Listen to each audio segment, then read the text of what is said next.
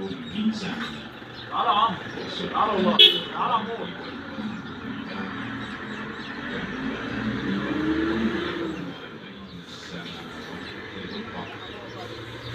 والصلاة نور، والصدقة برهان، والصدق والقرآن حجة لك. بريء من بغايا بني إسرائيل، فنزعت موقها فسقت، فغفر لها عن